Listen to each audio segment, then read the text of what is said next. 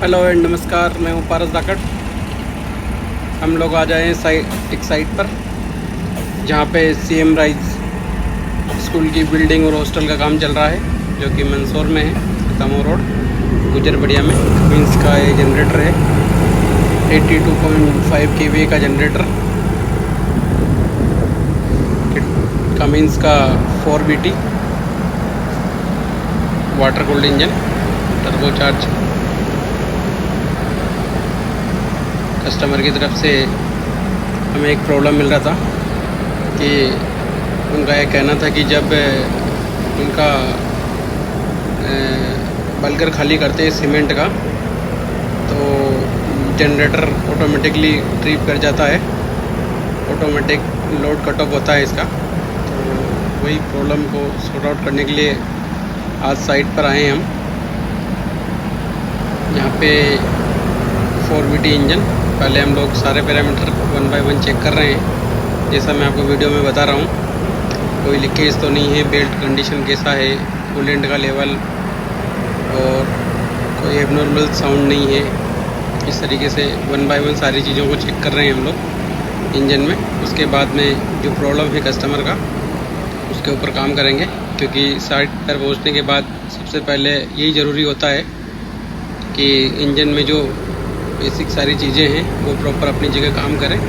ये अल्टरनेटर का पार्ट है, main alternator stem board company का।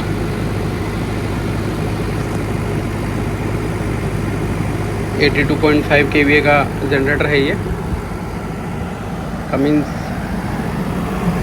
का डिजी सेट, और इस तरीके से सेल, ऑयल फिल्टर और सारी चीज़ें 1 बाय 1 हमने चेक करी है। उसके बाद हम लोग जाएंगे पैनल की साइड पर कि पैनल की साइड में भी कोई प्रॉब्लम तो नहीं है, कोई वायरिंग वगैरह या कोई लीकेज ऐसा जो प्रॉब्लमेटिक हो। इस तरीके का ये दिखता है 82.5 kVA, 82.5 kVA। और ये साथ में सीमेंट का बल्कर भी आप देखेंगे। और ये है सीएम राइज स्कूल बिल्डिंग का कंस्ट्रक्शन। इस तरीके से कुछ साइट पर कंस्ट्रक्शन का काम चल रहा है अभी।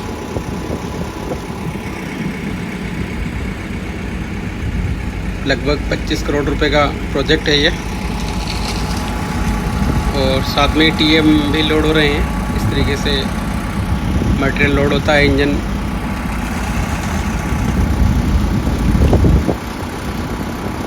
इंजन जो हमारा किर्लोस्कर का इसमें भी लगा हुआ है, 4 सिलेंडर एयर कूल्ड HF194। और इस तरीके से उस साइड पर काम चलता हुआ अभी। तो अब हम लोग पैनल की साइड से आपको बताएंगे डीजी को। ये इस तरीके से कुछ रहता है अंदर से। FIP दिखेगी आपको, इनलाइन पंप है ये। FIP बोले तो फ्यूल इंजेक्शन पंप। और ये इसका सीरियल नंबर का प्लेट है, इसमें पूरी डिटेल मेंशन रहती है इंजन की। 2 डीजल फिल्टर आते हैं इसमें, फ्लीट गार्ड कंपनी के।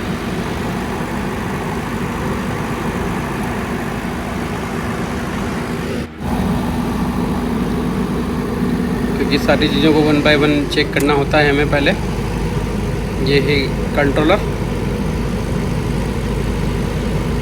सारी चीज़ों को मॉनिटर करता है। इसमें सारा डेटा मॉनिटर होता है इंजन का, ऑयल प्रेशर हो, टेम्परेचर हो इंजन का, ये कितना लोड चल रहा है, बैटरी की चार्जिंग कंडीशन कैसी है, चार्ज हो रही है नहीं, और आउटपुट जो AC अल्टरनेटर से आता है वो सारी चीज़ें 1 बाय 1 ये कंट्रोलर मॉनिटर करता है।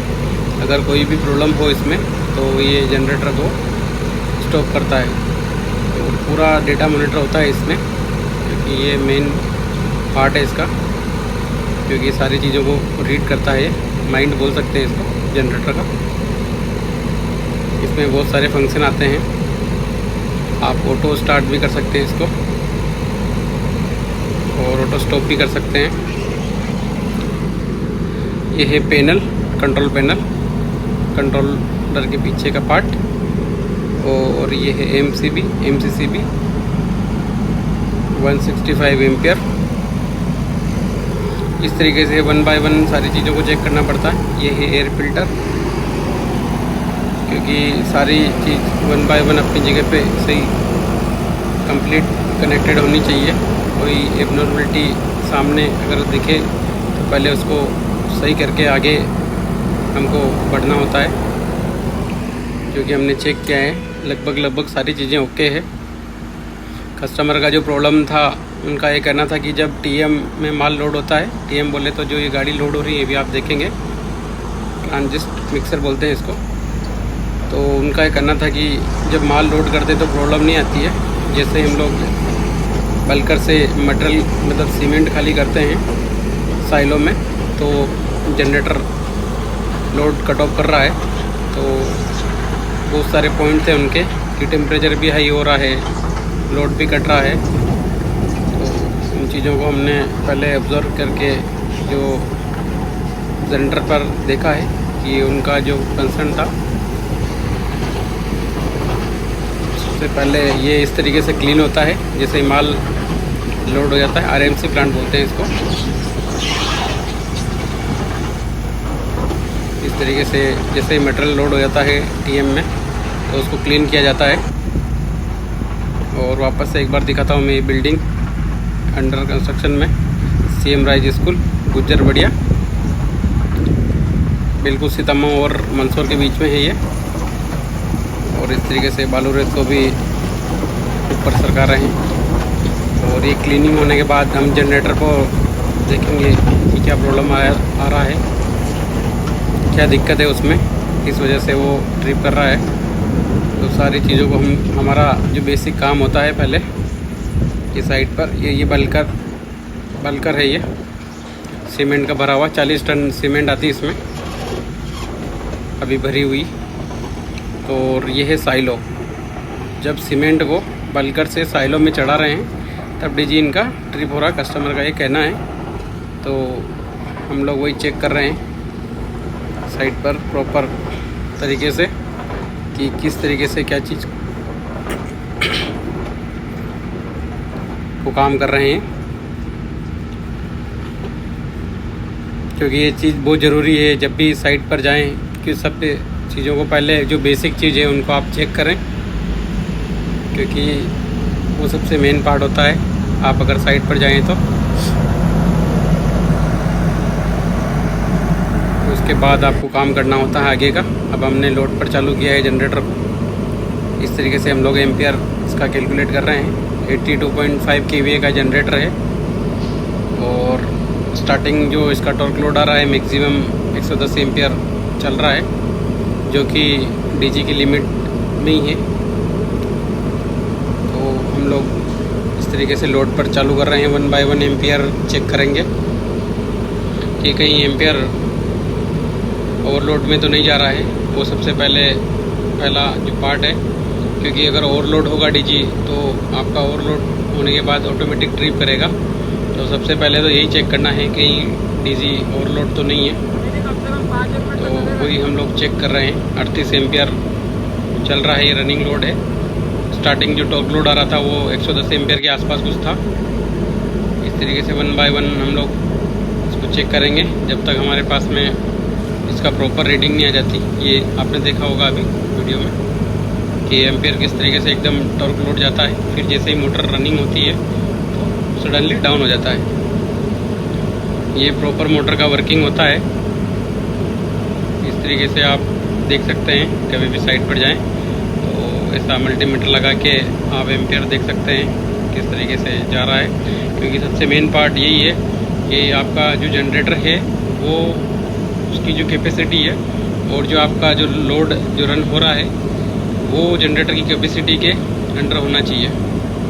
अदरवाइज़ आपका ओवरलोड होके भी डीजी ट्रिप करेगा। तो हम सबसे पहले जो हमारा डाउट था हम उस पर काम कर रहे हैं कि कहीं ओवरलोड तो नहीं चल रहा है।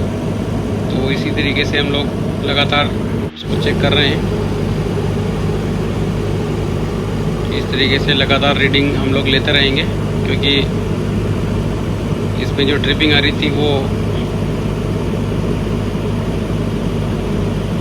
5-10 मिनट के बाद आ रही थी। तो इस तरीके से हम लोग चेक करेंगे। RYB का एम्पियर अभी लगभग सही चल रहा है, कोई प्रॉब्लम नहीं है इसमें। ये बिलो कैपेसिटी में है।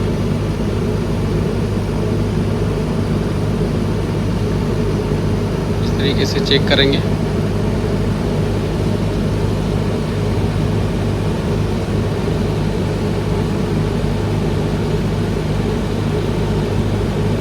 लगातार हमको कैलकुलेट करना रहेगा कि एम्पियर कहीं ऊपर तो नहीं जा रहा है, जो डीजी का कैपेसिटी है,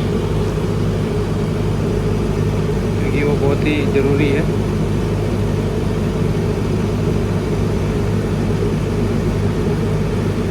अभी 50-53 एम्पियर के आसपास चल रहा है, जो कोई प्रॉब्लमेटिक नहीं है, क्योंकि डीजी की कैपेसिटी में ही चल रहा है।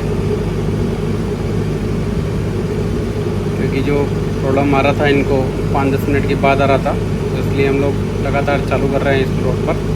मैं थोड़ा आपको शॉर्ट में बता रहा हूँ।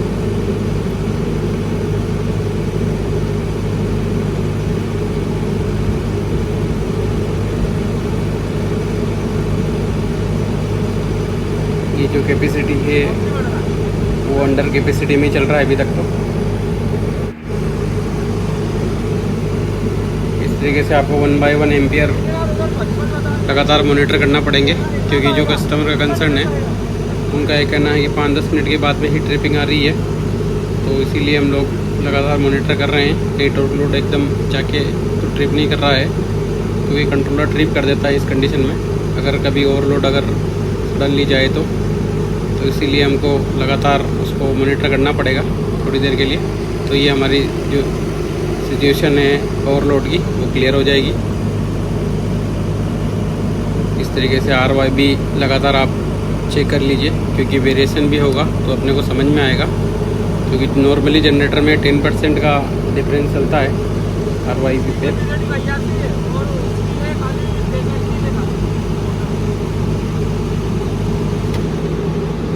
इस तरीके से ये ट्रिप हुआ है। अभी देखिए आप, लगभग 50-52 एम्पियर चल रहा था लोड, उसके बाद ट्रिप हो गया है। तो हमें MCCB का डाउट था, लगा थोड़ा कि MCCB ट्रिप कर रही है, क्योंकि लोड ओवर नहीं है कस्टमर के यहाँ। हमको MCCB का थोड़ा डाउट लगा, इसलिए MCCB को बाईपास कर रहे हैं हम, और उसके बाद में हम लोग लोड पर चालू करेंगे फिर से, क्योंकि न तो ओवरलोड है न डीजी में RPM डाउन हो रहे हैं, तो कोई किसी प्रकार की प्रॉब्लम नहीं है। फिर से स्टार्ट किया हमने। थोड़ा प्राइमिंग का भी प्रॉब्लम है, एयर ले रहा है डीजी, तो इसको भी थोड़ा सुधारना है। ये भी एक कस्टमर का कंप्लेंट था हमारे पास। तो वापस से हमने इसको चालू किया है प्रॉपर MCCB को बाईपास करके, क्योंकि MCCB ट्रिप कर रही है, डीजी ट्रिप नहीं हो रहा है। तो यही हमारा डाउट था कि कहीं MCCB तो ख़राब नहीं है। तो उसी के बाद हमने वापस चालू किया है, इस तरीके से बाईपास करके डायरेक्ट कर दिया है। आगे चेंज ओवर है, तो उसकी दिक्कत नहीं है, हमने डायरेक्ट बिल्कुल जोड़ा नहीं है, आगे चेंज ओवर है, वहाँ से सप्लाई दिया हुआ है। इस तरीके से वापस हम लोग इसको चालू किए हैं बाईपास करने के बाद में। और अभी किसी तरीके की कोई ट्रिपिंग नहीं मिल रही है हमें, और ना कोई अलार्म मिल रहा है। प्रॉपर स्मूथ डीजी काम कर रहा है। अभी किसी तरह की कोई प्रॉब्लम नहीं है, ना कोई अलार्म है। डिस्प्ले में भी बराबर आप देख सकते हैं, कोई हमको अलार्म नहीं दिख रहा है। अगर कोई प्रॉब्लम होती तो डीजी ऑटोमेटिकली स्टॉप हो जाएगा। ये कंट्रोलर डिजिटल कंट्रोलर है ये। थोड़ा सा भी कुछ दिक्कत होगा टेम्परेचर का, या RPM डाउन है, ओवरलोड है, अंडरलोड, जो भी इसका है सेटिंग, उसके हिसाब से ये काम करता है और ऑटोमेटिकली ट्रिप कर देता है इंजन को। वोल्टेज भी है, दिखेंगे इसमें, फ्रीक्वेंसी जैसा कि आप देख रहे हैं अभी, फ्रीक्वेंसी, वोल्टेज, सारी चीज़ें इसमें दिखाता है कंट्रोलर। कमिंस का जनरेटर है ये, सुधीर इसका कैनोपी बनाता है, सुधीर की कैनोपी में आता है ये। 4VT engine, 4 cylinder water cool. कुछ इस तरीके से आप देखेंगे टिपिट कवर इस तरीके के होते हैं इसके। 4 सिलेंडर इंजन ऊपर से, कमिंस का इंजन, और एक कूलेंट का लेवल भी बराबर है, रेडिएटर के केप बराबर लगा हुआ है। सारी चीज़ें हमने पहले ऑलरेडी चेक की हुई है, फिर भी एक बार वापस से हम देख रहे हैं। और ये है RMC प्लांट का पूरा लुक। इस तरीके से ये प्लांट है RMC का। इसमें ऑटोमेटिकली मटेरियल रेडी होता है, सीमेंट, बालू, रेत, गिट्टी, ऑटोमेटिक इसको सेटिंग करके बराबर। और इस तरीके से ये माल देखिए आप, इस तरीके से बनता है।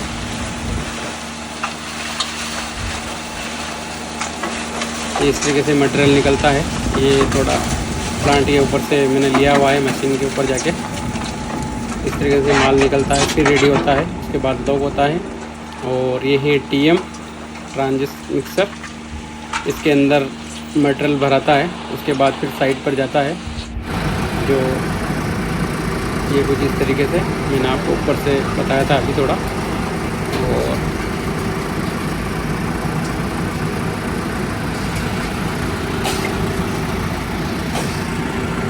DGB बराबर काम कर रहा है, अभी कोई किसी तरह की प्रॉब्लम नहीं है। जो प्रॉब्लम था वो MCCB का था, बाईपास करने के बाद बराबर काम कर रहा है बिना किसी परेशानी के। और ये बिल्डिंग में लगातार आपको बता रहा हूँ कि किस तरीके का कंस्ट्रक्शन का काम चल रहा है। और ये भी हमारा किर्लोस्कर का इंजन, मैं बोल रहा था आपको, TM को चलाने के लिए एयर कूल्ड इंजन किर्लोस्कर का। और ये उसका मैप, जो CM राइज बिल्डिंग का 3D व्यू, इस तरीके का बिल्डिंग बनेगा ये जब कंस्ट्रक्शन पूरा कंप्लीट हो जाएगा। आप जूम करके भी बता देता हूँ मैं थोड़ा।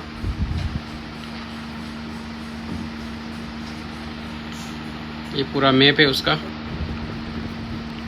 और ये जो पार्ट ख़राब था, इसकी वजह से दिक्कत हो रही थी हमें, और प्रॉब्लम को हमने फाइंड आउट किया है। ये MCCB ख़राब है, इसको नया डालना पड़ेगा। कस्टमर को हमने बता दिया है, और नया आने के बाद वापस प्रॉपर सिस्टमेटिक काम करने लग जाएगा। अभी तो बाईपास है, लेकिन कस्टमर का काम चल रहा है साइट पर, कोई बिना किसी परेशानी के। क्योंकि आप कई बार साइट पर नोटिस करें, इस तरीके से प्रॉपर आपको कैसे।